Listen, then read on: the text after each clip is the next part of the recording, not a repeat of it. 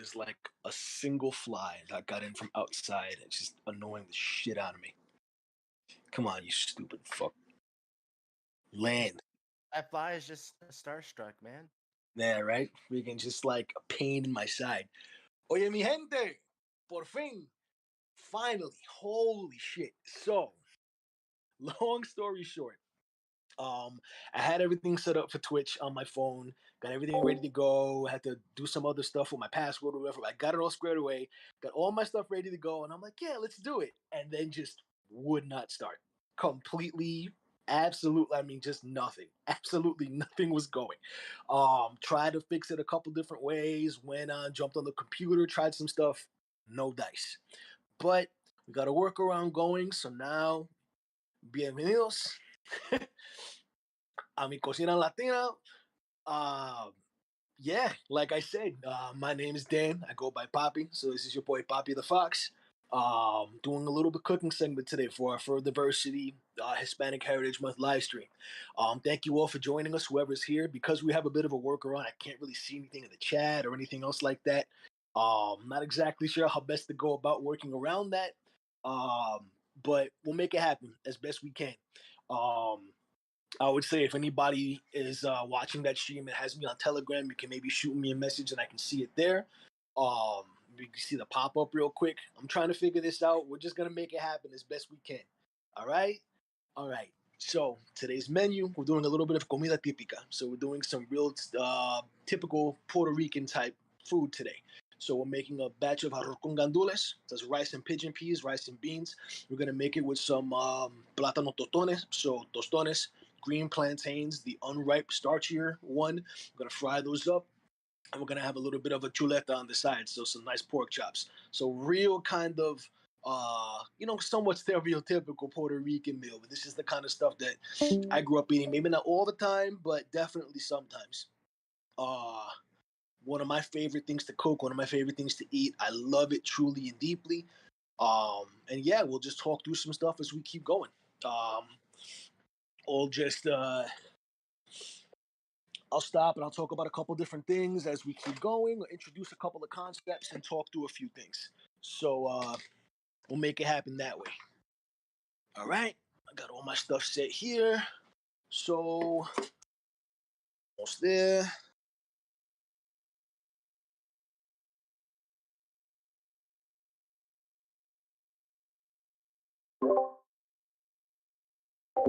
One second. Just have to drop something real quick. There we go. There we go. Yep. Just had to jump out. See, that's the thing. See, if I was on Twitch and it was there, I could just put my freaking phone down and look at everything. But I can't.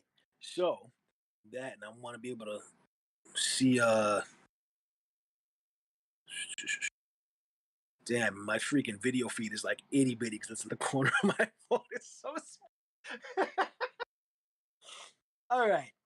So anyway, we're gonna start off with what's gonna take the longest. We're gonna get this arroz working. So, rice and pigeon peas, right? Arroz con gandules. Very like you go to any Puerto Rican person's house for Thanksgiving, for Christmas, for a birthday, for a holiday, for any kind of celebration. This is really what's going to be on the menu almost all the time. Really, it's a huge part of where I come from. It's a huge part of my background, and it's a very significant part of just kind of Puerto Rican cookery.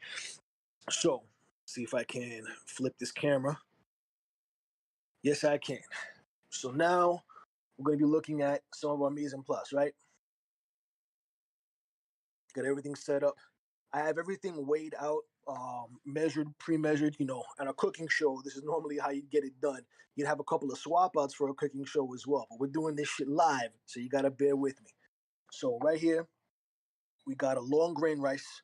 It's about 500 grams that's been rinsed well and just kind of left to sit. Doesn't have to be. People talk about draining your rice and it's got to be. The water has to be completely clean before you keep going. Really not that big of a deal. Give it a few rinses. Make sure it's running pretty clear, and then we'll get out of here. Over here, we have equal parts tomato paste and sofrito. Now, we'll talk this over real quick. So we're talking about sofrito. and I'll mention that a few times as we're going through this live stream. Sofrito is the flavor base. It is one of the most ubiquitous parts of Latino cooking, Hispanic cooking, especially from the Puerto Rican side. There are other Hispanic and Latino cultures that use very similar things as well. The recipe is going to change here and there, and it's going to be a little bit different. But there are some things that are very, very common. So you're always going to have garlic. You're always going to have cilantro. Typically, you have culantro as well, which is very similar to the cilantro plant. Very similar flavor, maybe a little bit grassier, a little bit more herbaceous. Like I said, ton of garlic. Some kind of bell pepper or a pepper. Typically, for Puerto Ricans, we'll do ají dulce, which looks like an habanero pepper. Don't get it confused with an habanero pepper unless you want your shit real spicy. I like a little kick in mine, so if I'm making it from scratch, which you should be making it from scratch, uh, maybe throw one in. And I like that flavor a lot. As I've gotten older and made a few different batches, I've experimented with a couple different peppers, a couple different combinations. My family likes throwing in roasted bell peppers because we like that flavor in it as well. I like mine a little bit spicy, so sometimes I'll throw a couple of chilies in it, something spice, maybe un chili habanero or coming out here, living in Las Vegas, getting into the Latin markets out here, getting like chile manzana, which is like basically a spicy bell pepper. Really kind of straddles that line. Been enjoying that and that as well. See how we looking. All right, so well, at least we're getting through a little bit. But yeah, so you can buy store bought sofrito. There's nothing inherently wrong with that. Um, I'm not the hugest fan of Goya as a company for reasons we'll get into later, but the bottom line is their products are the most readily available. There are other avenues you can pursue to be able to get some of that stuff, but it's still good and it's still enjoyable. I would say if you're going to use the store bought, Goya has like sofrito in a jar. They also have recao in a jar as well, which is very similar, kind of in between the two. If you put both of them together, they end up being pretty good. Mine is homemade because that's how I like to do things. Also, because I'm doing this like one-handed, you gotta bear with me at least a little bit. Fortunately, I don't have anybody here to help right now. But anyway, so we got the sofrito.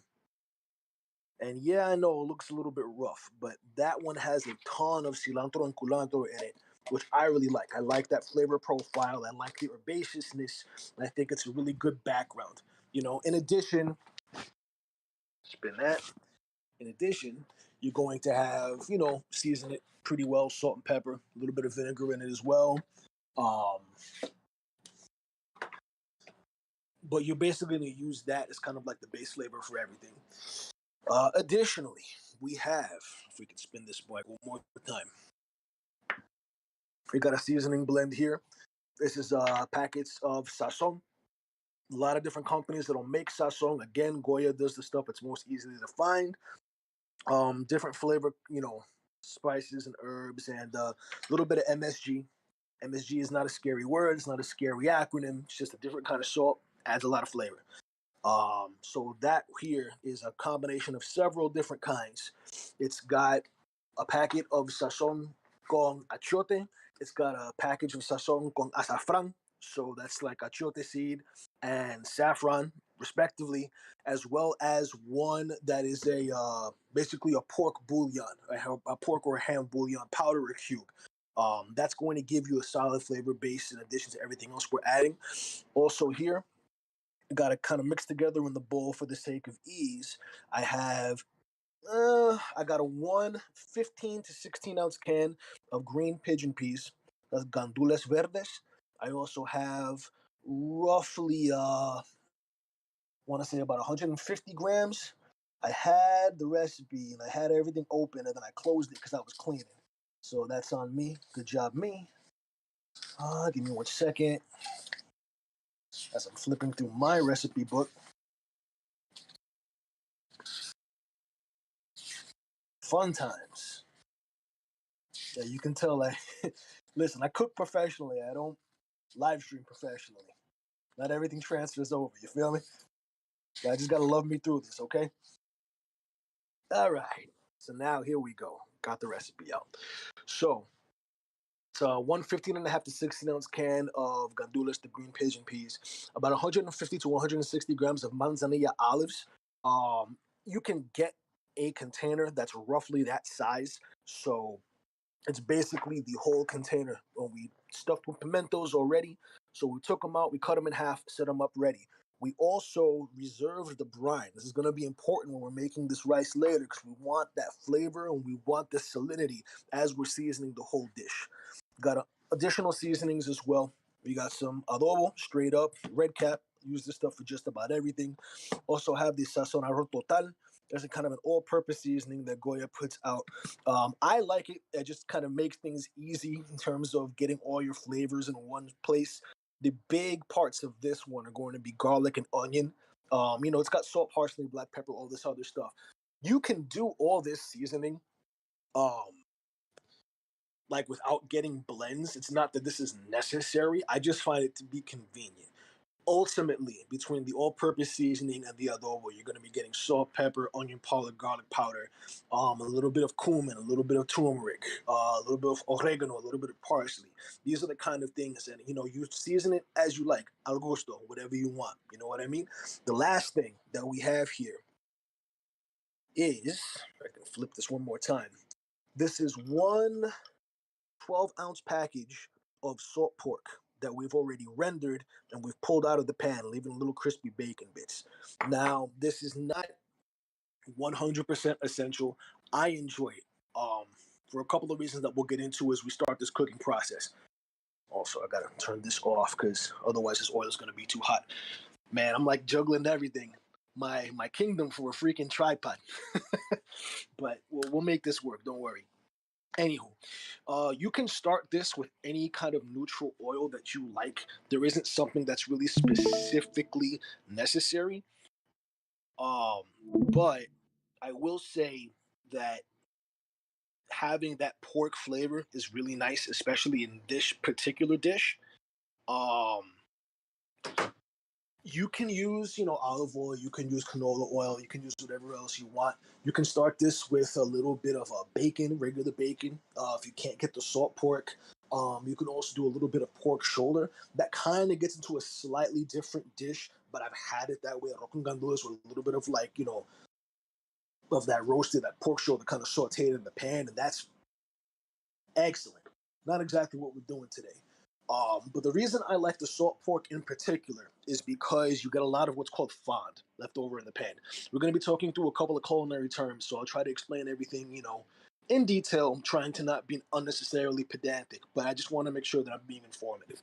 Long story short is I like using that salt pork because by the time you render everything out in the pan, you're left with this. Now we want all that fat in the bottom of our cooking vessel, right? We want that one for flavor. We also want all that leftover stuck stuff in that pan because that's all gonna be reincorporated into the final rice.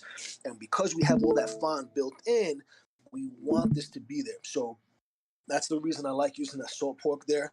That also has maybe a tablespoon or so of olive oil just to kind of give it a little bit of a boost. So we're gonna turn that heat up a little bit.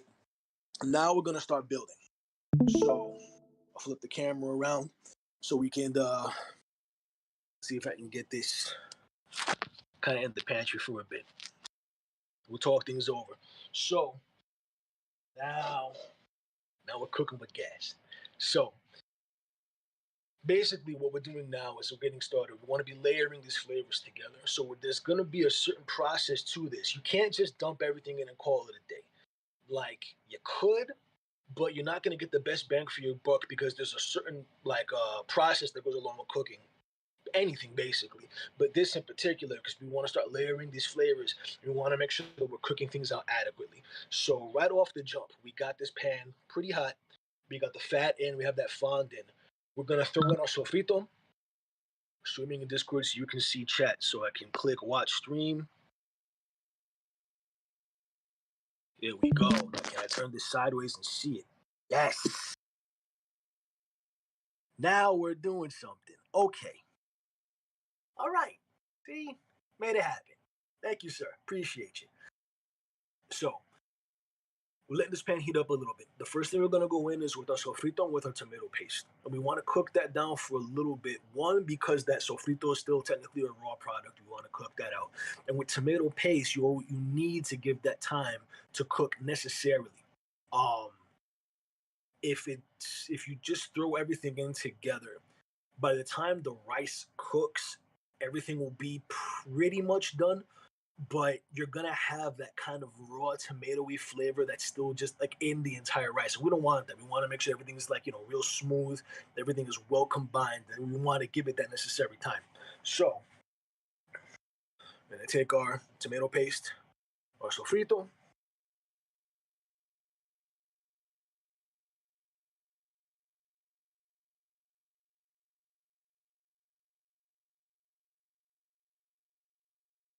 throw that in the pan, let that start working.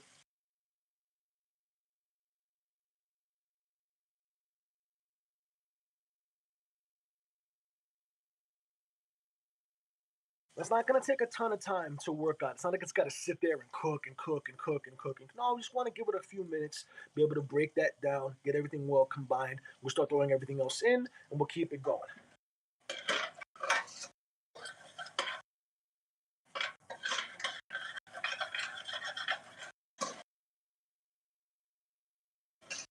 I tell you what, man, this is like one of my favorite. God, I love cook. I mean, I love cooking in general. It's why I do it for a living. But like the smell when this hits the pan, and you get that like pork fat and the sofrito with the onion, with the with the garlic and and the peppers and the cilantro and the tomato paste, and that's all working. It's like, oh, man, it just makes me feel good. And the nice thing about it, like, pardon? Oh, what I was saying was, the nice thing is because this is like something that Puerto Ricans, myself especially, eat during like celebrations and parties and holidays and stuff. Like this smell is very comforting to me because it's very nostalgic. It makes me feel like home. So I just think that's dope. Get this working. Now, as we're sauteing this down, we want to make sure we're doing is scraping all that stuff off the bottom of the pan. That fond, so I believe is French, for the stuff that's stuck on. Uh, we want that to be working. We want to reincorporate that back in because we have all that caramelization from the pork that was cooking in the pan already, right? You ever hear somebody talk about the Maillard reaction or Maillarding, where you have proteins and starches, carbohydrates that are reacting with heat in order to create more flavor compounds. You have a burger that's seared really well on a flat top and it's real crusty, Maillard. When you have fresh bread that's baked in the oven, it's nice and brown, deep, golden, crusty, toasty, all those delicious flavors, Maillard reaction. So we want to incorporate that. Additionally, we're also working with tomatoes and tomato paste. And when you're dealing with cooking with tomatoes in any capacity, you have to remember a little bit of your food science. Tomatoes have flavor and soluble, water soluble, and alcohol soluble compounds. All those things go together. So when you're working with tomatoes, if you have all of those flavor compounds that are extracted via different means, you want to give them a chance to be fully extracted to the best of your capacity. So there's no real alcohol traditionally in this dish. You could use a neutral spirit to deglaze, very, very little. I've done it before, put a little bit of Puerto Rican rum and just to kind of lift it. And I might. Do I have any? That's the question. Is do I have any? I don't know if I do. But if I did, add a little splash of that. You don't want that rum flavor, but you want that alcohol. Like this would be a good place to break out your little bottle of 151 and just a little bit, to be able to kind of pull those flavor compounds and get that stuff working. But like I said, on about medium heat, doesn't need a ton of time. Already just about where we need it to be. Uh, Pull this. Let's flip your camera again. So, you see that working.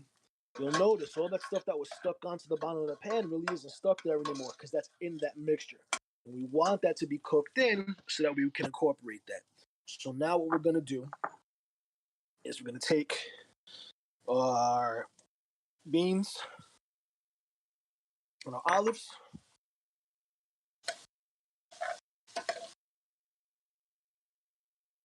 We're gonna add that in. So now we got the gandules part. All the arroz con gandules. We got that in. We'll add our seasoning. Chuck that in there.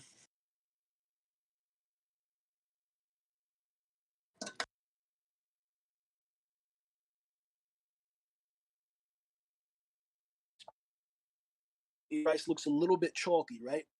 It's because it was rinsed, and after it was rinsed, it was allowed to sit. So we want to rinse off that rice, get a little bit of that chalkiness off of there. But at the same time, doesn't need a ton of liquid. It has a little bit that's sitting in. And that little bit of liquid that's still left over and that rice is going to start soaking in. It's going to help it cook a little bit more quickly, a little more efficiently. So I'm going to add the rest of that real quick. Pardon me while I'm off camera. Because right now, y'all are hanging out in my cupboard. So I'm just kind of like trying to make sure that I'm still in the frame. But we got it working. So again, cooking shows, they got all this stuff. They can hide everything. They can throw all the dishes underneath. This is me in my freaking kitchen. So we got to make it work however we can. Now,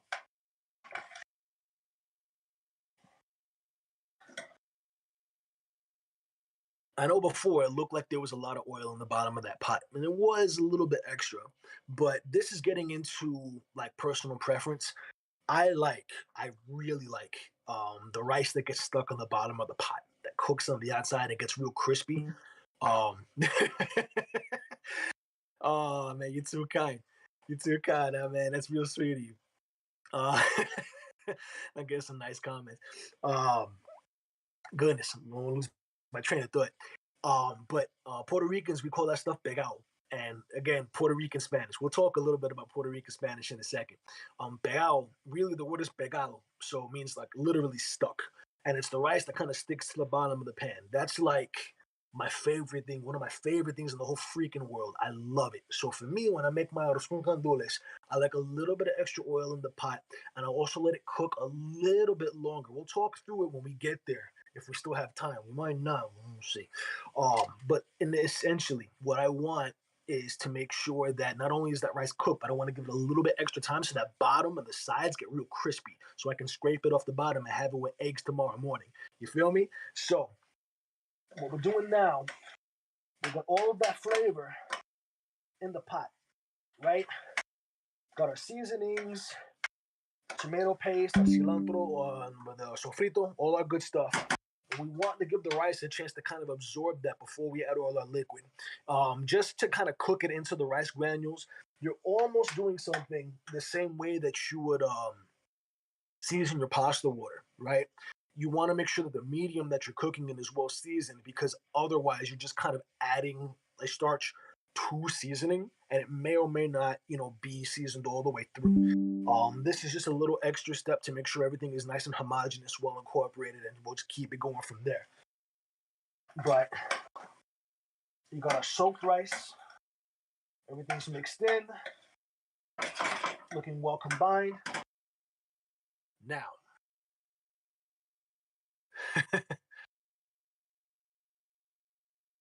well, of course. I mean, the thing is, when you're getting with cooking, the more you do it, it becomes more intuitive.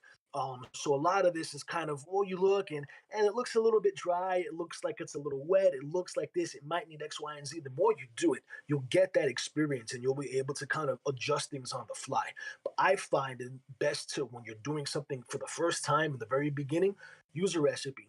Measure everything out. Make sure you know exactly how it's going to work out. This is a trial and error. I tweaked this and I finally got it to where I like it. Obviously things are going to be a little bit different. Hey, I got some bacon that was real fatty, so I had a lot of fat. All right, so I need to drain some of that out. Or, oh, I got some really lean, whatever, and it didn't have a lot of fat in it, so I had to add more for the cooking. So all that stuff is going to be a little bit relative, obviously. But I would be remiss if I didn't give you at least a solid framework. I'm over here just, it's whatever, it's fine. Just measure that with your heart. And then you're over here just like, but what does that mean, So we got that. We have our cooked salt pork. Traditionally, you would like rinse this out and get some of that salt out. I like it salty, personally. I think it needs a little bit of that punch. And this is all kind of you're dealing with something that's going to be a little bit gestalt, right? What that is, get away from me. Somebody calling. Like, anyway, uh, like this, so the pork is very salty, but this is getting into like the total seasoning for the entire dish. So with that in mind, like this is why we're keeping all that stuff. So we're gonna add that in, let that go. Probably will like clean up a little bit.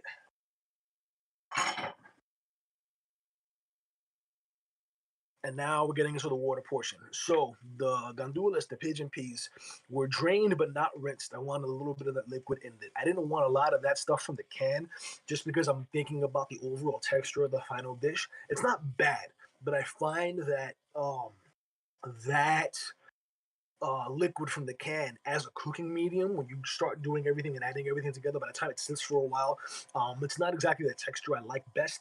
I also like being able to have a little more control over salinity, over flavoring. So I want to make sure that if I'm adding any liquid, that I know exactly what's going in.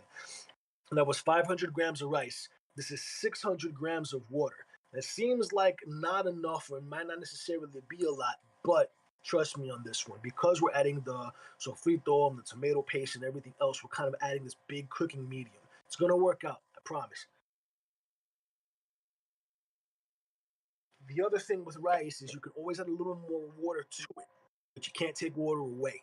So if you add too much in the beginning and by the time it cooks out, it's gonna be soupy. You call it in Spanish asopao, asopado, so it's gonna be a little bit too wet. I don't like a real wet rice. I like Moroccan gandules to, have some texture to be, the way you want a rice to be. It should be nice, fluffy, delicious. It shouldn't be the kind of thing where it's just kind of all mushing together on a fork. You really want to make sure that it's all coming together nicely. Uh, Additionally, we have that water in there. We're gonna turn this heat up just a little bit because you got to bring it up to a boil first. So we're gonna mix that, make sure it's all incorporated.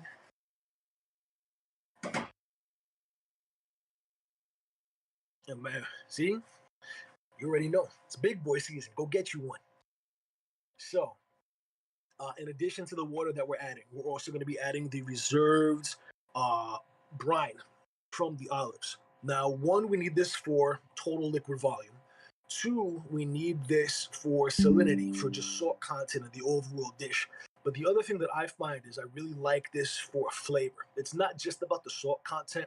There's something about that brined, slightly funky uh, kind of background flavor that you're getting from this brine by itself. Like you could just add more salt, right? And it get you where you need to be in terms of the overall salt content in the dish.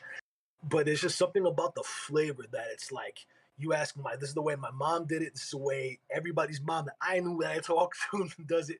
You want a little bit of that to go with it. So we're going to add that in, let that rock. So the name of the game now is we have everything that we need. Now we're going to check for seasoning. We're going to bring it up to a boil. Once it comes up to a boil, we're going to throw a lid on it, turn the heat down so it's at a simmer, and then leave it alone. Once you throw that lid on your rice, and this goes for just about any rice you want to make with the exception of a risotto because it's a different dish altogether. But if you're making any kind of a rice, once you throw that lid on, you're creating basically a closed environment, right?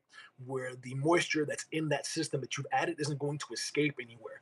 You want that to stay there so that the rice cooks completely. You also don't want to sit there and stir it and stir it and stir it. As you keep doing that, uh, it's gonna make it mushy. It's gonna just make the overall rice soft because you're gonna be breaking down all those starches and all those little rice granules, and little grains, and that's just not gonna be good eats. It's just gonna be mushy, and you can tell when people have over stirred their rice. It's not the best thing in the world. But basically now, I'm bringing this up to a boil so we can bring it back down to a simmer. Right now, we want to check it for flavor. So because we're dealing with something that's not really kind of, this is a weird way to say it. This is going to continue to cook, right? And the rice is going to absorb the flavor of the cooking medium that it's in, which means that your liquid portion of this needs to be sufficiently seasoned. Like we were talking about pasta before, you need to season your pasta water aggressively because that's the only chance you get to really flavor and season your pasta before you add it to your final sauce. If you're banking on your sauce to be all the flavor for your pasta, your sauce is going to be too strong and too salty, and the pasta isn't going to have all that flavor because it's going to have a chance to absorb it. By the same way, with this rice that is a starch, as we're cooking it, we want it to be in a well-seasoned medium so that by the time it's all said and done, it absorbs all that flavor in and the rice is flavored all the way through. So, grab a tasting spoon. Aha. Let's see where we're at.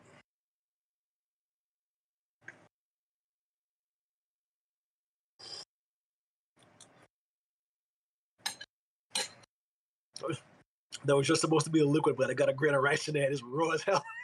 Chalky. We like chunking on a raw grain of rice.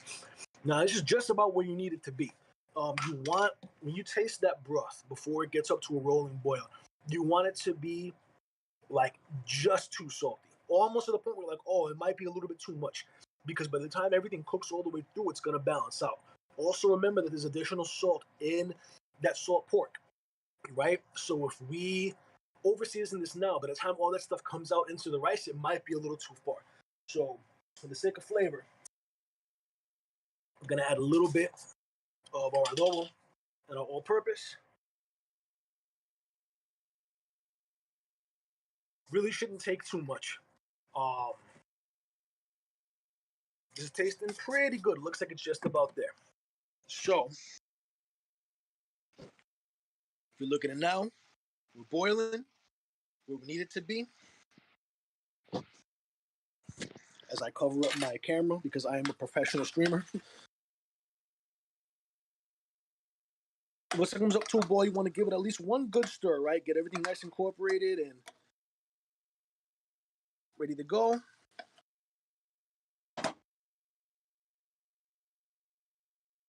Lid goes on. Flame goes down. You're looking pretty low. We don't need this thing boiling super aggressively. We don't want it to really gotta get hammered, because as an important note, if your flame is too high, the problem is your bottom is going to burn before your rice cooks all the way through. We want this to be working together. We want it to be, uniform from top to bottom, side to side, all the way through the pot.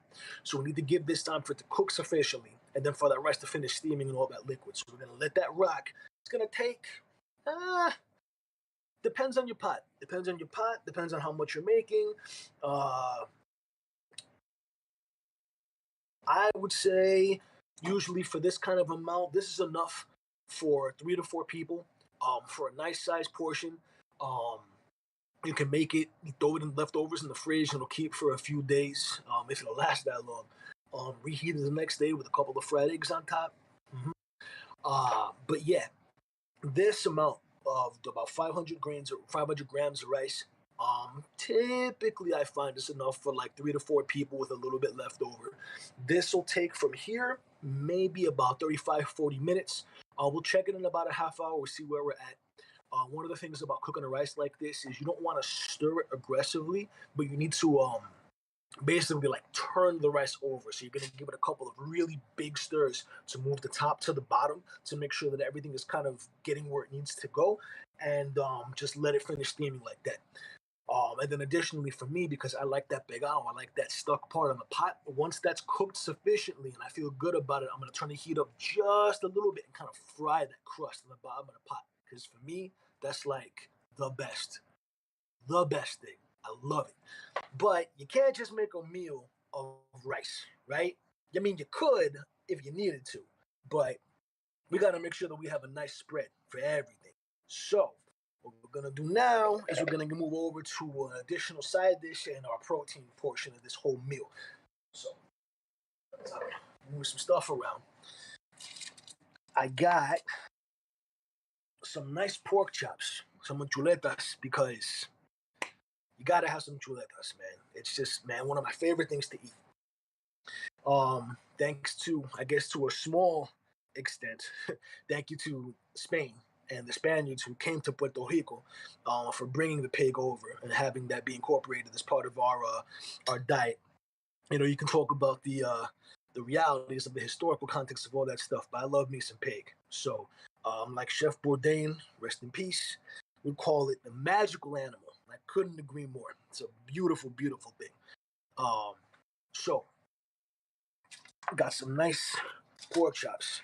You see here, looking pretty good, I'd say. Ain't even hit the stove yet. The seasoning that we have on those is basically the same that we have in the rice. So very similar flavor profile. A little bit of that sofrito. Again, salt and pepper, onion, garlic, all the stuff that's in those seasonings. In addition to that, a little bit of olive oil, a little bit of vinegar. I like white distilled vinegar for this because it's traditional in my family. A little bit of apple cider vinegar would be very, very good for that as well if you have it. I wouldn't want to do something really aggressive like a sherry or a balsamic vinegar. That might be a little like a step too far.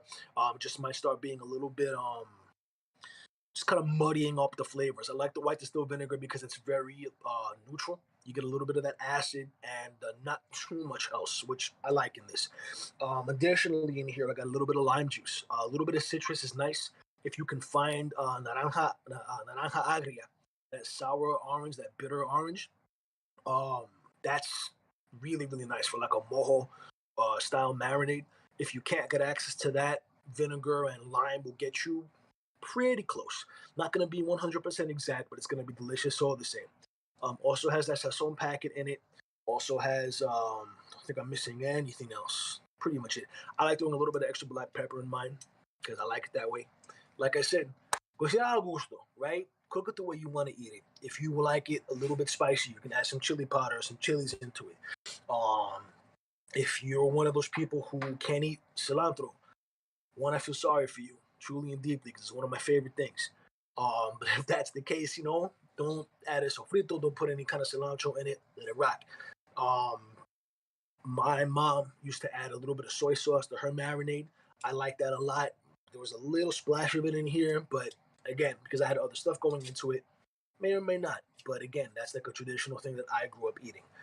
It's really going to be what you enjoy. But anyway, we marinated these pork chops overnight so that it had a chance for the season to get all the way to the inside. These are about half-inch thick bone-in pork chops.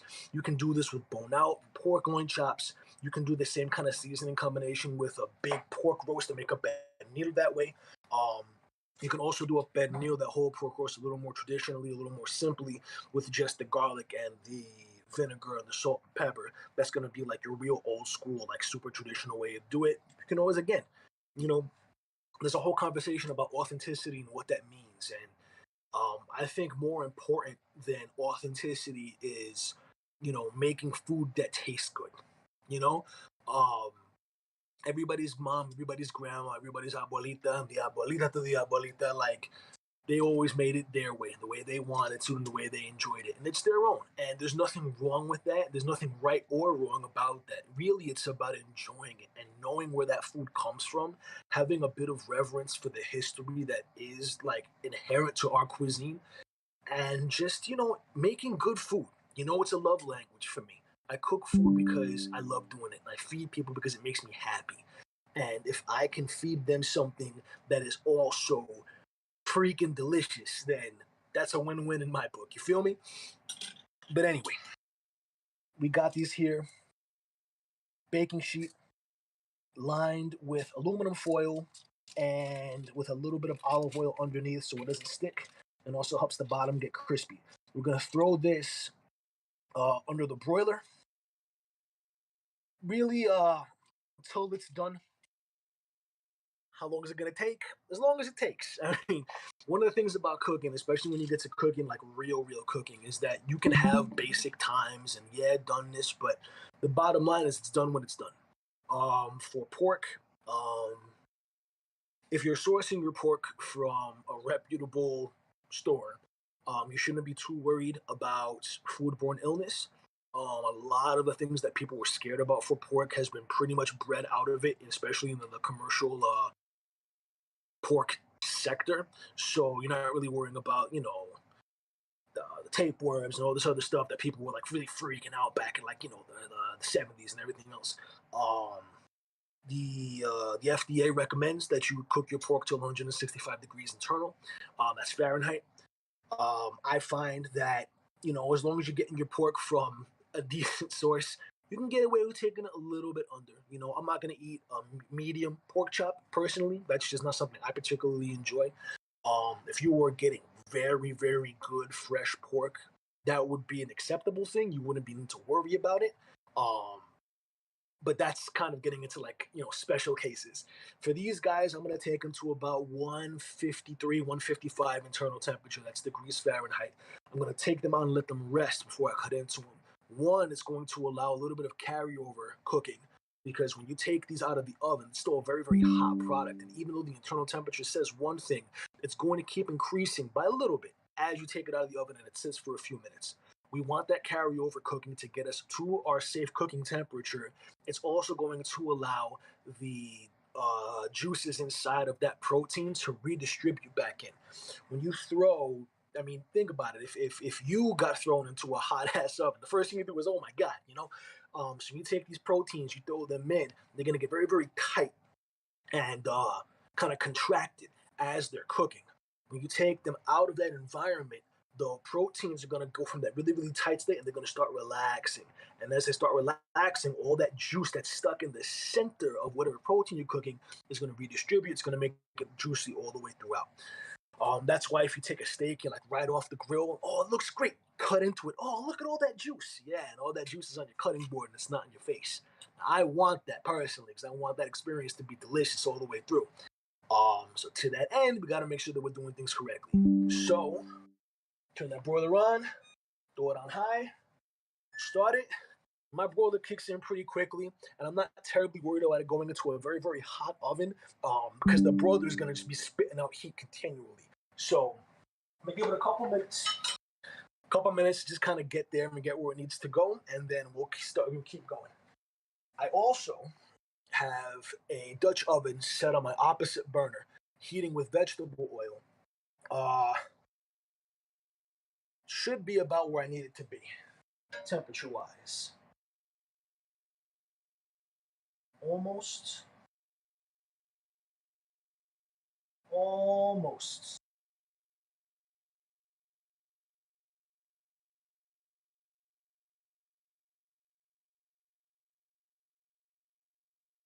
Okay, so I got my instant read thermometer, indispensable tool in the kitchen. Go get you one. This one's nice because it's magnetic. But I have this pot of oil, my Dutch oven. It's heating. I like a Dutch oven for frying because it tends to hold its temperature very well and it holds its temperature consistently. So as I'm adding stuff in and out of the pot, it's not going to be too much of a shock. But I want to get that to about 325 degrees Fahrenheit or so because we're going to be doing tostones. And so tostones as a side dish is, again, Puerto Rican staple, right? Dominican staple, Caribbean staple. Um, but shout out to the African slaves who were brought over to the Caribbean for bringing the plantain and bringing that over so that we can enjoy it now culturally. Um, that's the reality of the transatlantic slave trade. A lot of stuff in Puerto Rican cuisine, Puerto Rican cooking, Puerto Rican culture um, is indebted to the African diaspora. Those individuals who were taken over against their will and brought over for the sake of sugar plantations and sugar production. It's an ugly part of history, but it would be remiss if we didn't take a second to acknowledge and understand where it comes from. Um, so as those African enslaved individuals were brought over, they brought a lot of um, their own cultures, their own cuisine, the stuff that was important in terms of who they were. And it was brought over and it became incorporated into this other culture and this kind of mixing pot that happened on the island of Puerto Rico. Arroz con gandules. If you want to take a second and, we talked about the sofrito and the tomato paste and everything else, and go ahead and look up a recipe for jollof rice, right? Very, very traditional African dish. And it's almost like one to one. Even you go to Jamaica, you go to other islands in the Caribbean, and we got, rice and peas. And that's like ubiquitous over there as well. a lot of stuff that's interchangeable between these cultures. It's not exactly the same, but it's a touch point, right? And it's because of that African influence. It's because of those connections between those cultures. And I think it's important that we acknowledge that, especially Puerto Ricans, man. Puerto Rico, Puerto Rican culture. I grew up in New York City, and I grew up as part of that Puerto Rican diaspora. That New Yorican kind of background, and trying to navigate that as a child and understand what that meant.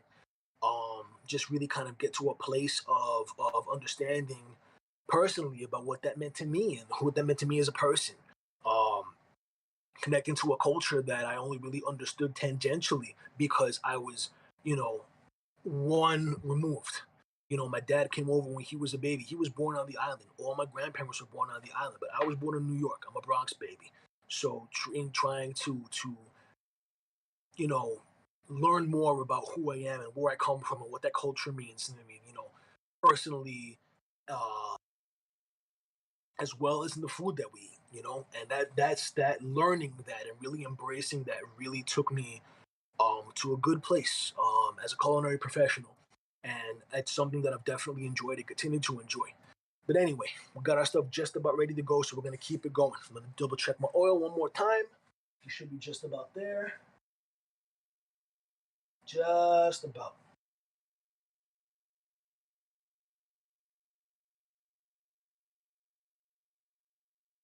Yeah, we're about 330, 335. So, we're gonna take these pork chops, we're gonna throw them in the oven.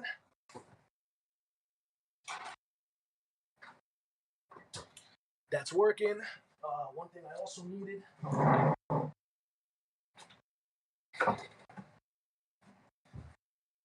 Cut board. Because we have plátanos, green plantains. These are still raw. They've been peeled and cut into the uniform size that we need. For a plátano tostones, for green plantains that are going to be cooked up and crispy, it's going to be a double fry. So we're going to take these right now. We're going to cook this till it's just about done. You don't want to take it super, super far, where it's real crunchy, real crispy, because again, we're going to throw it back into the pot. We wanted to make sure that's most of the way cooked because of the process that we're going to do with the soaking. Um, oh, that's why the chat wasn't scrolling. I thought my thing froze up. Okay, so now we're good to go. So yeah, ordinarily this would go into a press, a tostonera. So something that'll press the plantains into that small, recognizable disc shape. But really, anything, man. You can use a ball, press it down, you're good to go. Additionally, we also have a soak. This is going to be kind of a weird thing because a lot of times people talk about frying foods. Oh, you got to make sure your stuff is dry. We throw it in the pots. Otherwise, it's going to spray up and be a mess. Yes, but sometimes you want that. In this instance, we want to put those tostones right after the first fry. We're gonna squeeze them. We're gonna press them. We're gonna throw them into that soak for a second, and then we're gonna throw them back into the oil. It's gonna be a big splatter and everything else. But when you're adding that liquid to it, one, you're helping to season the inside of the tostones. You're trying to add, that's got garlic and salt and a little bit of lime. You want that flavor inside because it's delicious. But there's also something that I find in that process when that liquid is cooking out in that oil. It's almost like puffing up the inside of the plátano. So you end up with a tostone that's real crispy on the outside, but still like creamy and a little bit fluffy dead center. That's like, for me, the freaking epitome of a good tostone, man. You want uh, uh so wider here, just plantains out of the pot. My Dutch oven is pretty big. I should be able to get just about all these cooked in one shot. So I'm gonna try to get these done. Once they're fried up and just about there, I'll pull them out. We'll start pressing them. We'll start setting up our station for bringing out the tostones. The rice is working well. Peeking through my lid, it's starting to look like it's getting there. So we'll just keep it pushing. So we got that. Lower these into our pot. Again, with a cooking show, you got a crew of, all these other people. You got multiple cameras and everything else. I'm just doing the damn thing myself. So y'all got to live up here while I throw this in the pot. Sorry, but, it's what it is.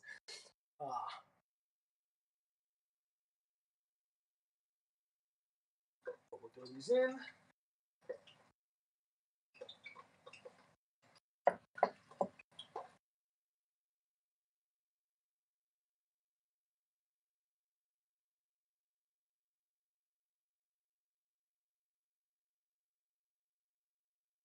Also, remember as you're frying food, be careful. You want to lower things in slowly, deliberately. You want to take your time. You're throwing stuff into a pot, you don't have your pot here and dropping something from here, you're splashing all the oil up, you're getting all kinds of burns. It's no fun. But we got these cooking now.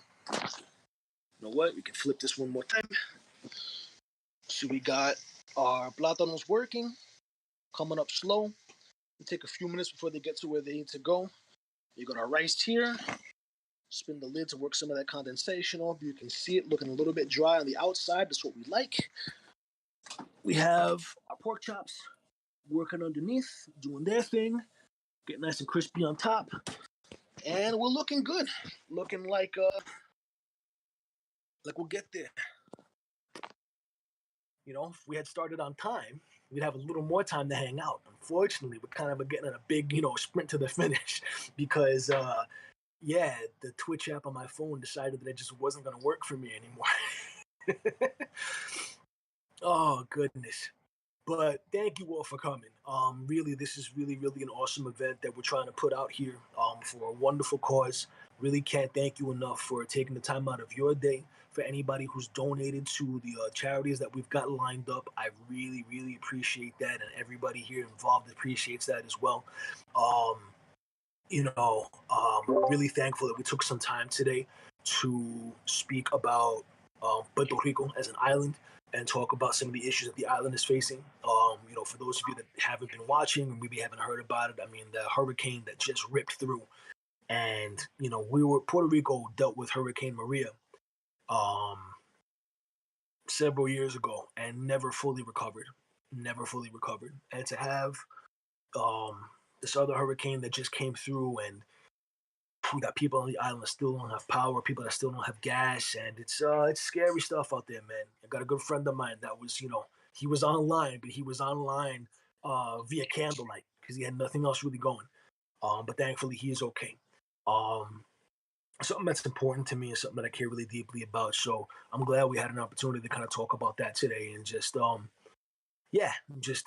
of keep that in people's minds. But like I said about these tostones, they're not going to take a very long time for the first cook.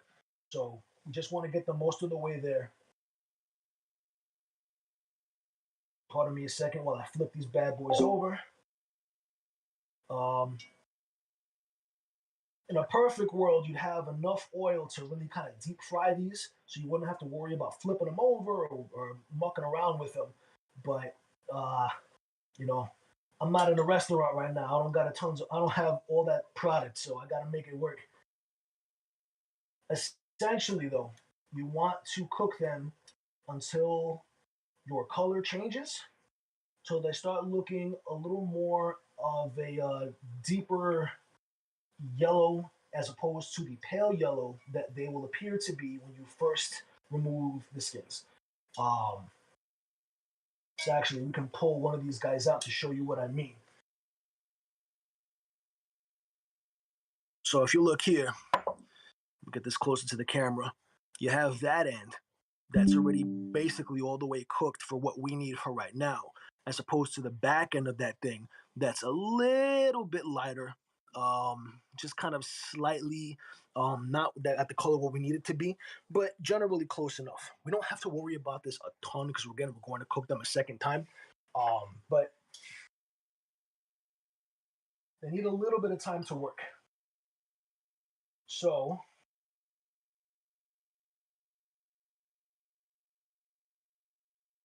now that we're there, I'm going to pull those out. We got these here. Now, I want to see if I can figure this out without having an extra pair of hands or a tripod from my fucking phone. We got to press these, right? And again, the tostonera looks very similar to a tortilla press, which I might have a tortilla press somewhere here, but I'm not going to be mucking around looking for it right now. But basically, you just want to squeeze these out. Get I'll show you what I mean. So right now we got our toton kind of halfway cooked, still hot, a little bit crispy on the outside, but not completely cooked on the inside. And that's important because we're gonna finish it in a second. But basically, anything that you can use, man, you can use a bottle, you can use a cup, you can use a bowl, anything that's gonna give you enough pressure that you'll be able to kind of crush this and squeeze it down for the second fry. So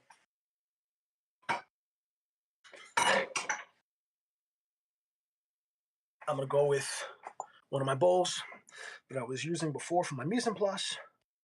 I'm gonna give it a nice little squeeze.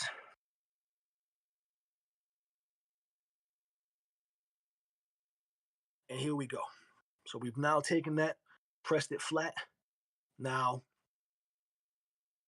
this is still like you can feel the texture. It's a little bit fluffy, it's a little bit soft because we use the green plantain. The green plantain is going to be very starchy. We want that. We want this to be able to absorb that soap that we're going to use.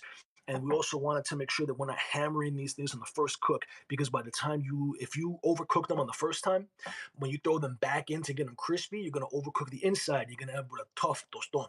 And just I don't know, man. You ever go someplace and they overcook the tostones, you're over here gnawing on the damn thing? Just not my favorite thing.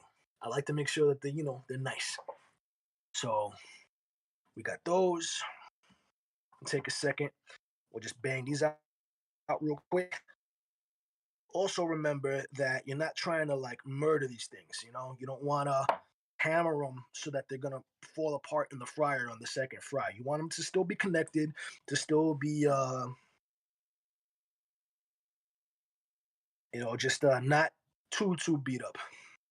So you can notice my final thickness, not too thin, not too thick, something that's gonna cook well and not just be like destroyed in the pot.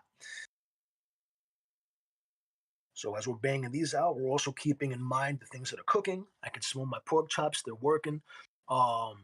See here, barito. So nice steak sandwich with plátanos for the buns.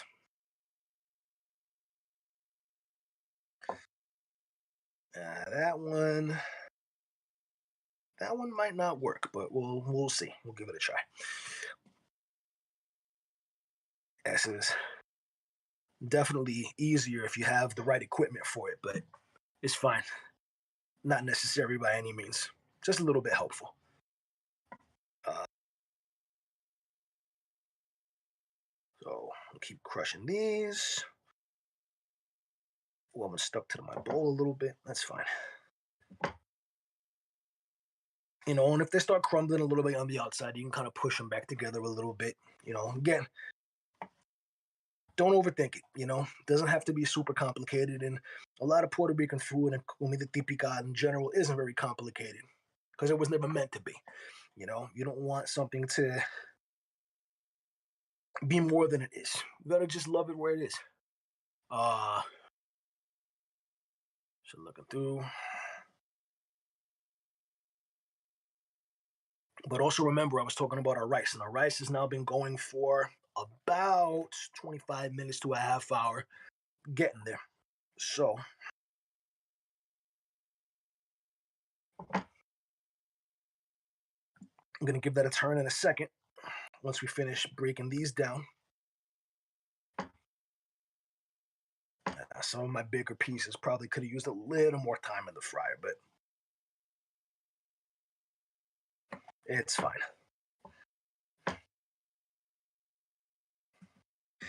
Crush these guys.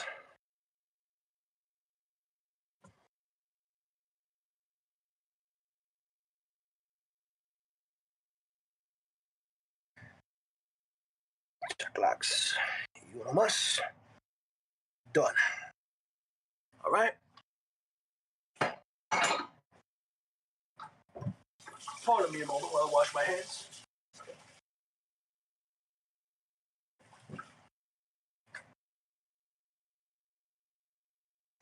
So yeah, I can smell those pork chops, man. Those bones that are close to the broiler, those are getting hot. So,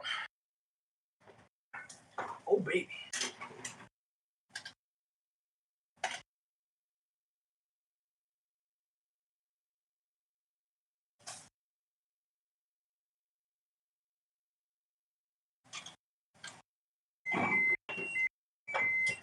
Yes, I know. And my oven likes doing that.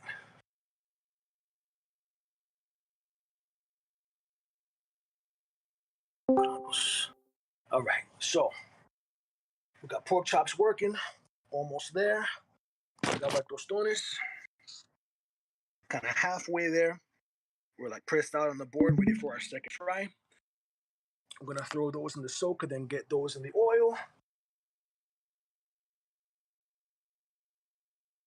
Our rice is looking very nice. You can tell the level of the liquid has gone down, doesn't look soupy. We're gonna take this, give it a couple big stirs, just to kind of get the bottom to the top and vice versa, and then let that keep rocking. Pork chops are looking great, smelling great.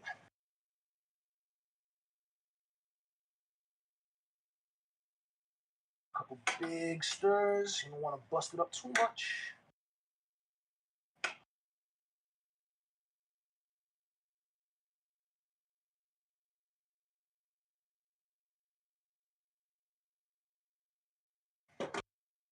But yeah, that's just about there.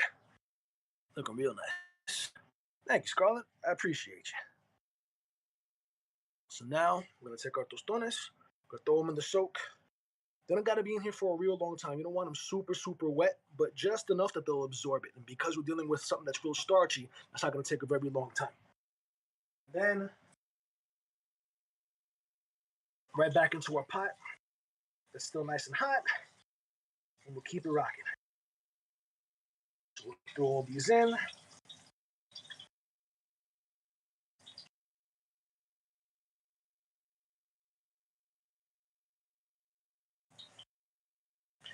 And we just want to take them until they're nice and crispy, golden brown, and cooked all the way through.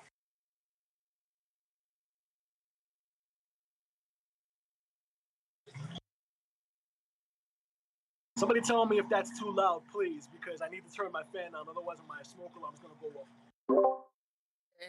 Only a little bit. No. Like, is Right. that fucking up the stream, or is that like bad? When Okay, you cool. when you talk, it picks it up, but when you're like you stop talking, it doesn't. It's not going through. Duly noted.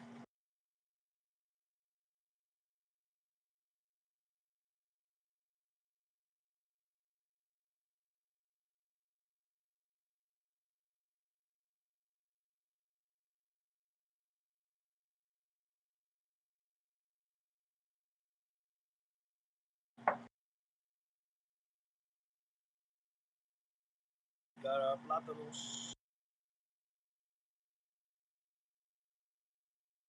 soaked. A couple of these were a little under, so they didn't make it out of the soak. They broke apart, but it's all right.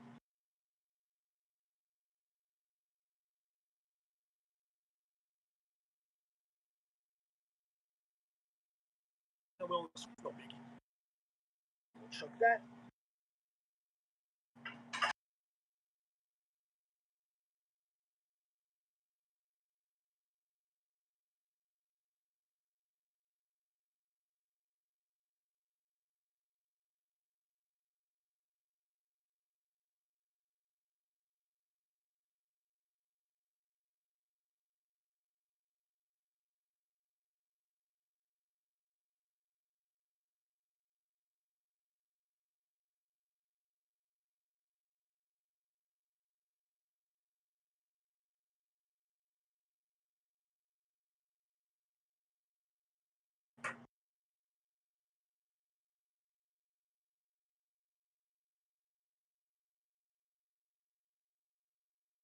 Time. But one thing I forgot to do, and I'm kicking myself for it, I forgot to score the fat cap on my pork chops. So a couple of them did this thing, where they went all cuppy, right? Turned on me. If you're not fucking up, you're doing things the right way, you get a pork chop like that. Nice, even, flat, delicious, good color. But it's fine, fine, no worries. This is why we're cooking live, man. Live cooking. Sometimes shit happens. It's fine. You just gotta roll with it. Keep it pushing. That's it. That's it. But anyway,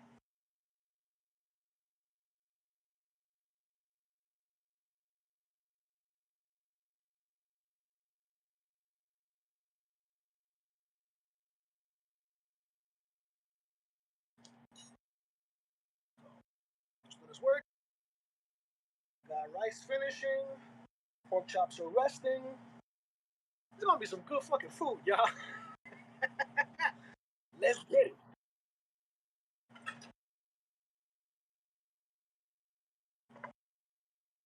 Also, hilariously, one of the reasons that the smoke was getting kind of bad.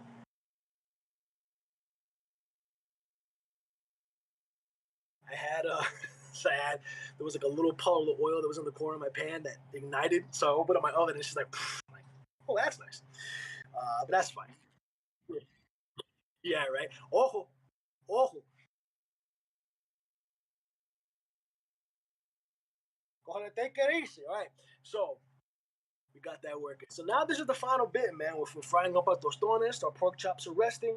I mean, it looks like a good pork chop to me.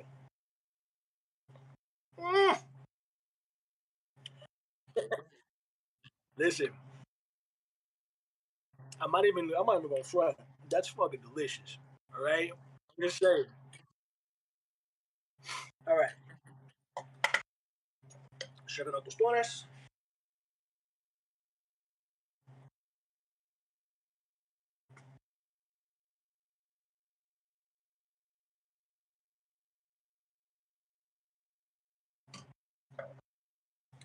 I think my oil temperature dropped a little too far.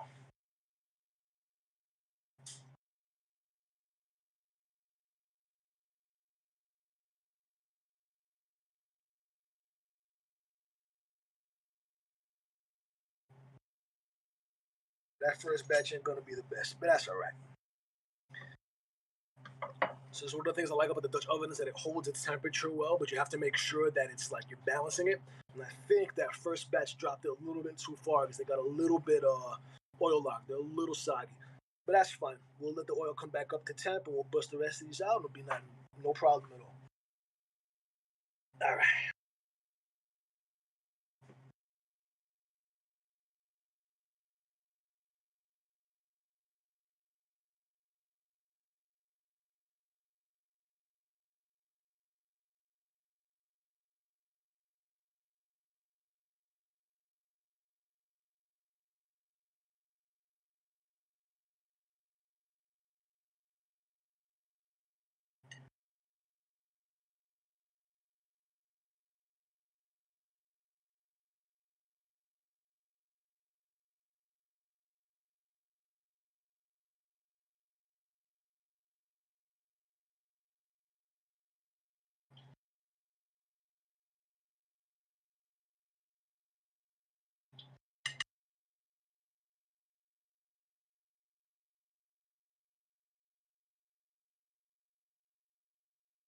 Just gotta let that get back up to temperature. So we're gonna bang out the rest of our tostones. Getting un pagao without burning the crap out of it just to make charcoal. So what I was saying before about that is controlling your temperature. So really, to get that pagao, it's less about the heat and it's more about the time. You're cooking your rice at a low temperature, right? Once you get it up to a boil, you want to drop that temp so it cooks evenly. Um, the pagao is going to come with time. To speed up that process to get a little bit more at the end, you want to raise your temperature at the very end of the cooking process, the very end of the cooking time. So once your rice is done, it's steamed all the way through, it's tender, it's good to go. That's when you want to turn up that temp just a little bit, let it rock for a couple more minutes. Um, it's going to get very, very crispy on like a stainless steel pan, something like I'm using right now. It's a Cuisinart. I've also done that in a non-stick pot, which I like almost a little bit better because you tend to get like that crispy bit, but it won't actually stick. It'll be a little more supple. It'll be a little bit nicer. Um, but really, the best thing to do with that is to just give it time. Leave the temperature low. Don't crank it, so otherwise it's gonna burn. But as you're cooking that rice, take it low and slow and let it come up, and then crisp it a little bit at the end. That's what I'm saying, man. A lot of that is it's patience. It's taking that time to just let it rock, let it do its thing. You know, with that the physical and chemical reaction that's happening as part of the cooking process, you want to make sure that you're giving it sufficient time. You try to rush it, you'll get stuff like that where your big eye will burn, your rice won't be cooked all the way through, and just end up being a little bit messy. But yeah, that first batch. See, that's funny because these taste great, but the texture's bad because my oil wasn't hot enough. I thought it was. That's delicious. Just the texture's bad. That's fine. We'll let that get real nice and hot before we throw this other batch in. But also keep in mind, I cook professionally. This is also my home equipment, other factors that I haven't considered, and all those little things, the fun parts of cooking. So I'm gonna let this rock really get to where it needs to be. It's not quite there.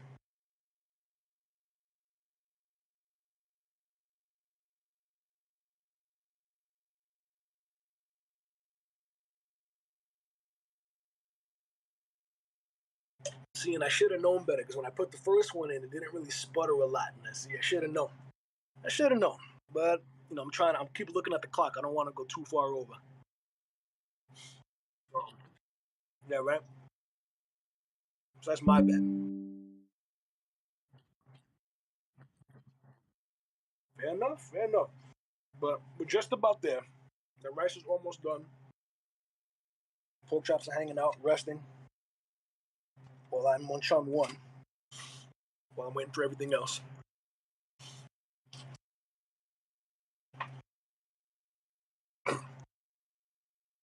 I was so busy getting everything ready. It's like 3 o'clock. And I'm like, yo, I haven't eaten today. But made like a little egg sandwich. Just to get like something in my system. But I was like, I'm starving like Marvin right now, man. It's a problem.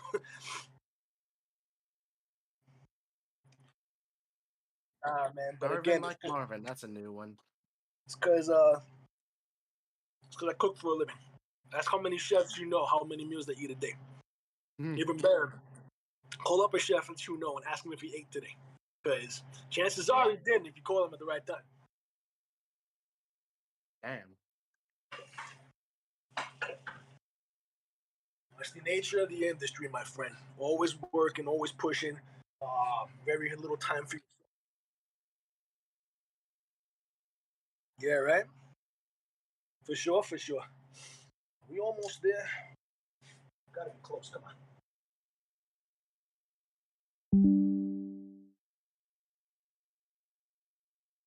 Yeah, man, I do. I know what it was.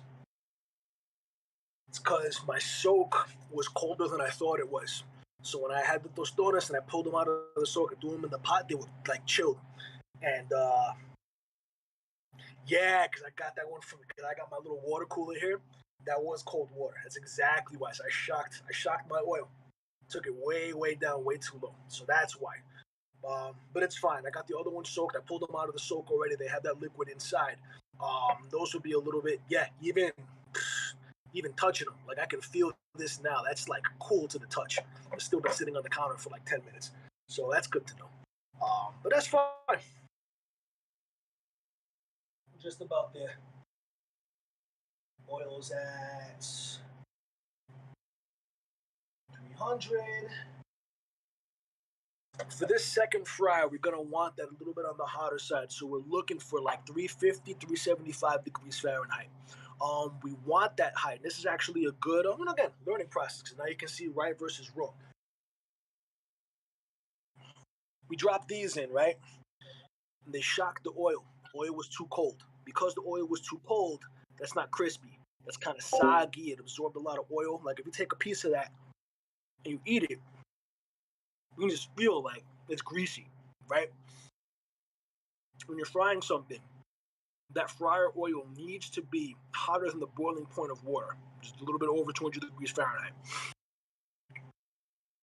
By doing so, the steam that's inside of the object or the piece of food that you're frying is going to continue to expel the oil and stop it from going in because you have this continual, flowing of bubbles. So when you're frying something and it foams up, it's moisture. It's being cooked out of the food. So the balancing act when you're frying food is to make sure that your oil is hot enough that you're continually doing that process so your stuff gets crispy and not soggy, while also making sure that it's not too hot so it doesn't burn before it's sufficiently cooked. My first restaurant job was actually working fryer. I did fryer saute for 2 years in Midtown Manhattan, and I learned real quick. It's a tricky little dance, but by the time you get it going, you know what you're doing. It's really a solid way to cook something. So these guys, we might be able to throw some of the more complete ones because some of them just dissolve. They got broken up in the fryer oil. I can't save them. Some of those I might be able to use again. The other ones that I still have yet for the second fry, by the time that gets up to temp, it'll be perfect. They'll come out crispy, golden brown. They're gonna look great. Uh, so we're still working on rice. Rice is gotta be there. We're almost there on the fryer oil. 315, 220, 330, 340. All right, 350 and climbing. So what we're gonna do here, if you were using like a deep fat fryer, you're gonna set that temperature, and the burner inside the fryer is gonna automatically help regulate it. So if the temperature of the oil drops, temperature sensor records that, kicks the burners back on, and it gets the fryer up. And because you're dealing with a big industrial burner, it gets up the temperature very quickly. On a home stove, 1 second. My wife is returning home, and our dog's going nuts. So I'll turn my mic off for 1 second. 1 second, I'll be right back. You're good.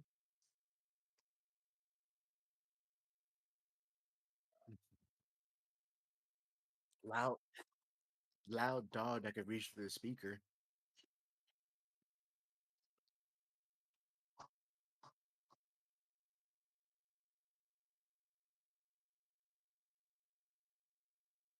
So my wife, she just got back home from running a couple of errands, so she took the dog outside. And they're gonna chill out for a little bit. We'll see you later. It's not right now. That dog is just loud as shit. Um, but anyway, oil is where we need it to be.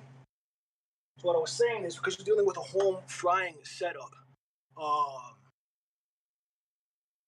we're going to be thinking ahead in terms of what's going to happen when we add our food to the oil. So because these are a little bit cool, when we add them, it's going to drop our temperature. Remember, we want to keep that temperature pretty steady so that we're frying properly. So what I'm doing now is it's right where I need it to be. I crank the heat up to high. If I leave that alone, it's going to keep skyrocketing and be way, way, way too hot. But what I'm going to do now is kind of keep it boosting. So when I add the tostones, it's going to drop a little bit, but then the heat is still coming up on the bottom. And because we're dealing with a Dutch oven, it's a nice heavy bottom pot that's going to hold on to that heat. That's going to kind of mitigate that temperature shock a little bit. So, do that. Flip this around one last time. Oil working, and that's what we wanted to see. Eso. Nice. Fucking crispy, the way it should be.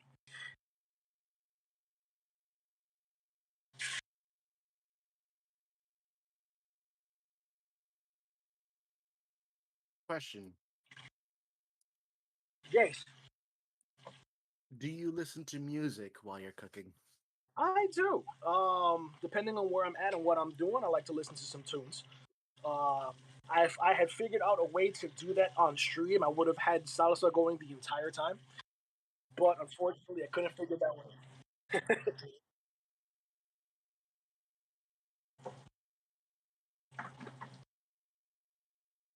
So, I lost a couple of tostones, but it's fine. All the ones are gonna come out perfect, so I ain't worried about it. The one thing that you will notice in this process, this is again, not a perfect science, because we had a little bit of fresh garlic in the soak. Sometimes you'll get little pieces of garlic on your tostone, and they'll get a little bit too dark in the fryer. Obviously, if you want to mitigate that, throw that chopped garlic into a piece of cheesecloth, add it to the soak, let it sit for a little while longer, or you could use a little bit of garlic powder or granulated garlic instead. That won't burn as quickly in the fryer. But for more like home style cooking, I'm not terribly worried about it. Yeah, technically those little burnt pieces of garlic might be a little bit bitter, might not be the best thing in the world, but my thing is, it's cooked with love. Somebody made it from scratch. And for me, that's sometimes a little more important than having it be like perfect. These, yes, that is doing exactly what I needed to do. It's getting nice and crispy.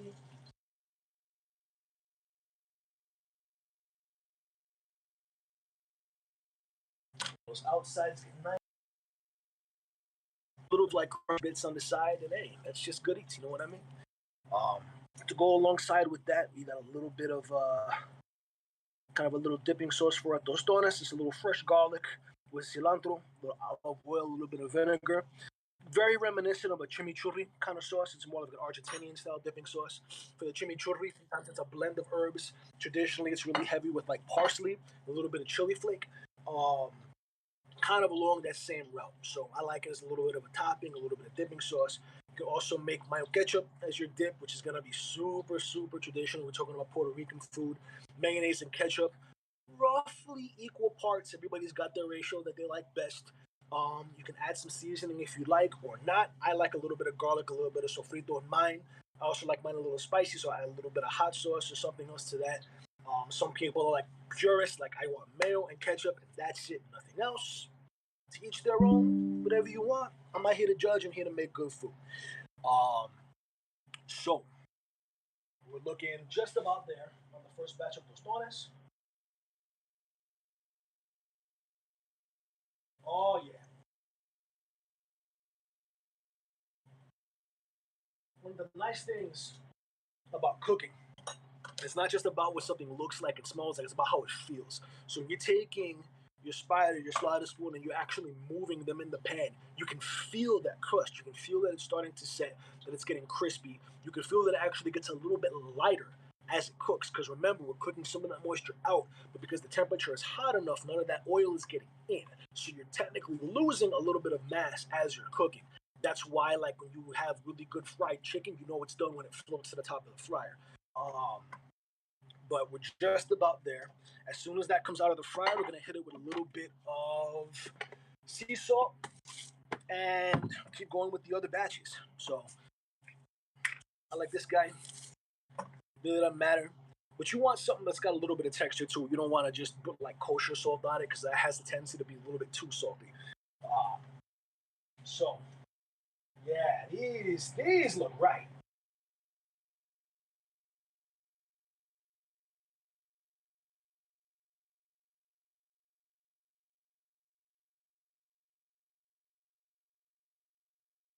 Okay, see, that's what we're talking about. Nice, golden brown, crispy, crunchy, while they're still hot, a little bit wet because they're still in the oil from the fryer.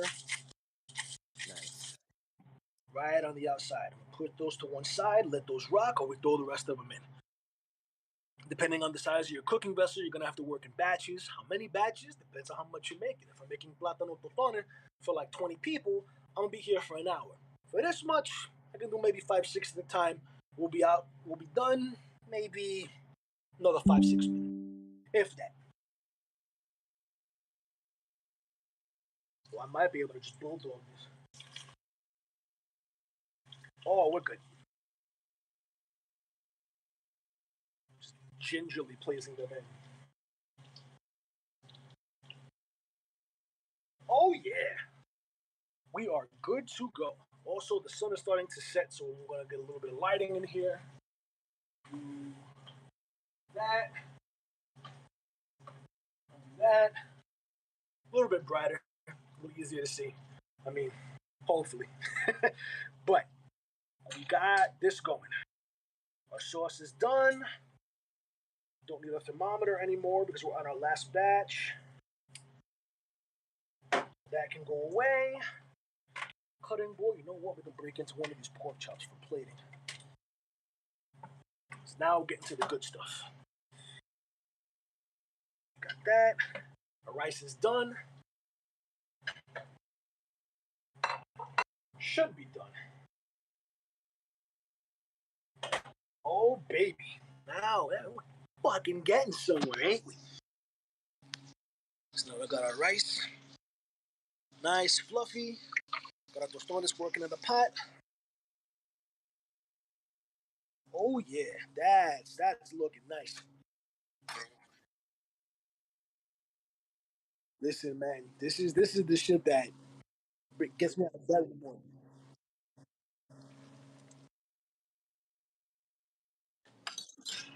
Ay, qué rico.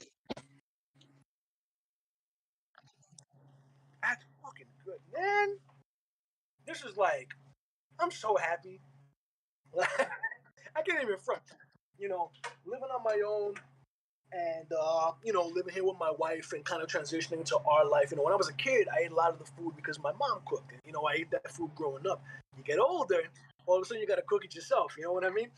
And working as a culinary professional, sometimes you don't have as much time as you might need to get this stuff done.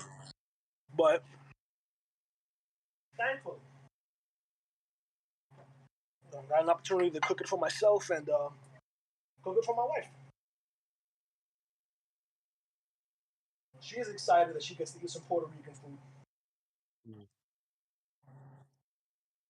Yeah, worry. I told her I was making Puerto Rico, and she's like, finally. She's like, get that.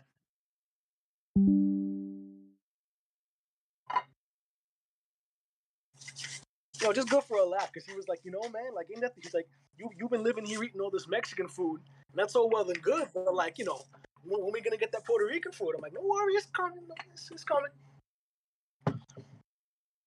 Yeah, ahora sí. So, remember we said now that rice is basically done. It's cooked all the way through. It's not chewy. It's not crunchy. It's right where it needs to be. So now, take that heat. We're gonna bump it up a little bit. Not taking it super super hot, real high. We're looking. You figure if your burner goes from like low 2 to like 8 high, right now we're at like 4.5, 5, medium heat strictly. Uh, we don't want it to be too hot because we don't want it to burn. We're also trying to get that nice bagal, that good color, that good caramelization. And to do that, you need temperature, you need heat, and you gotta leave it alone. Don't stir it, don't muck with it, just let it rock. So that, I'm gonna take this pork chop, I'm gonna cut it off of the bone.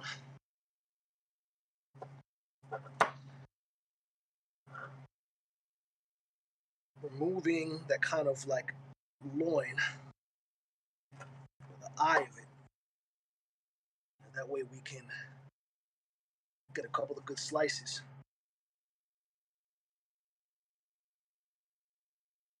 for the sake of plating.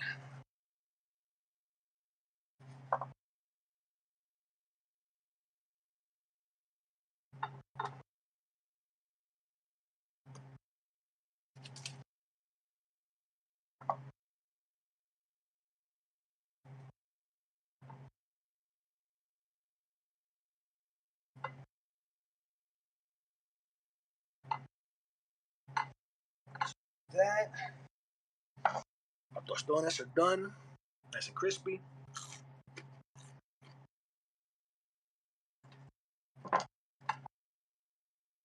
God, man, this is something about a good fucking plátano. A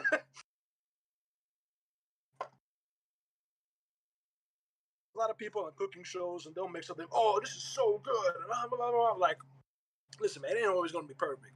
But that right there, that's some good stuff.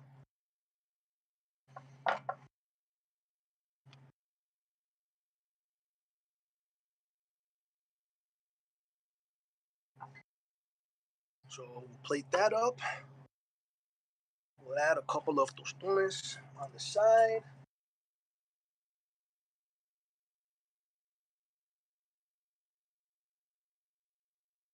But hit them with our not exactly chimichurri, but sauce. More the oil on top. Throw some on the pork chop, why not?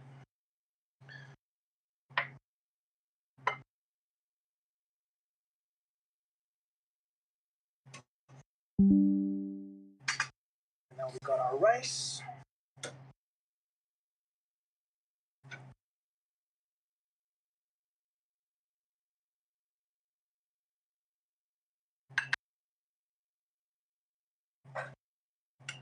Right at the finish line. We're almost there.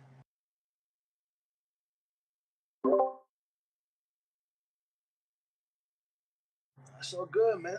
That's it. 6:08. Got here in time.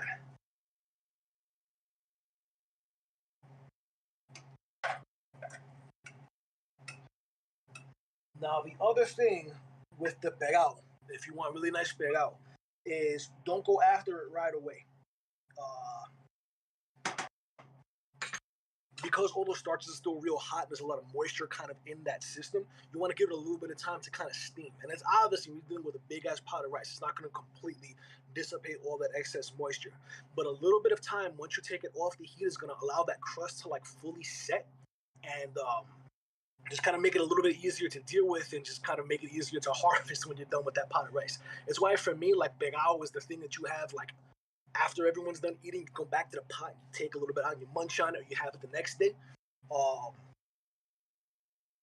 but once you're done with that rice, let it sit for a couple minutes and then get to the bottom, scrape it, pull it up, you're good to go. But if I can get all my stuff kind of out of the way, what we're left with at the end of it all, we got our final product.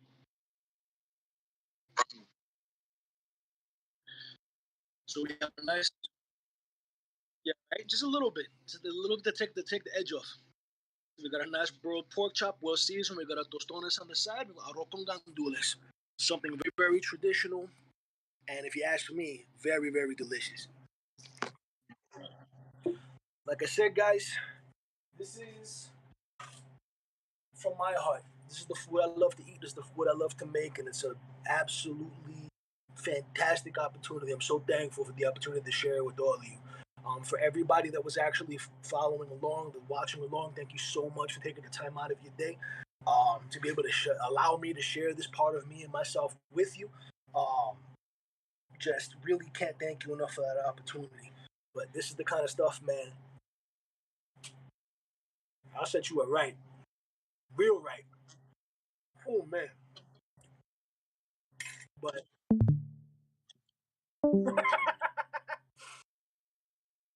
this is, man, some of my favorite food in the world to eat. Some of my favorite food in the world to make. Truly and deeply, I love it, and I hope you guys love it too. If you guys want any of those recipes, any specifics, hit me up. I'm on Twitter as at Vopan Boricua. Um, Same handle. So by all means, I'll be able to share that with you. If you guys have any questions, culinary questions, be more than happy to answer. But really don't got too much else, and I didn't want to go too nuts.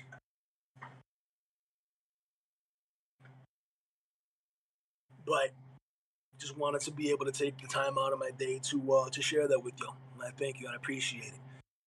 As always, continue to pray for Puerto Rico.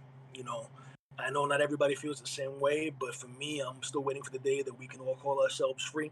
I want Puerto Rico to be able to have its independence and to be able to enjoy, that part of things and not be still suffering under American colonialism. So hopefully one day, hasta la victoria siempre, like our brother Che used to say. Uh, but I appreciate y'all, and thanks for stopping by. You know, Thank you for spending the time with me today. And remember, Poppy loves you, okay? Of course, man.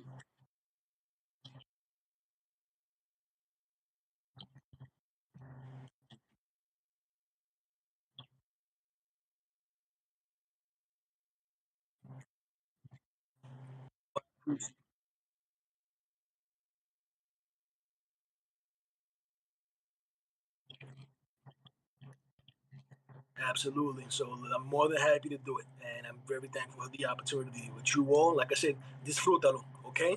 Go out there, look up some recipes, get some time in, make some mistakes, and eat some good food, all right? All right, guys. Unfortunately, I can't really deal with the stream because it's out of my control. But I'm going to let y'all cut it, okay? Absolutely, you guys. Likewise.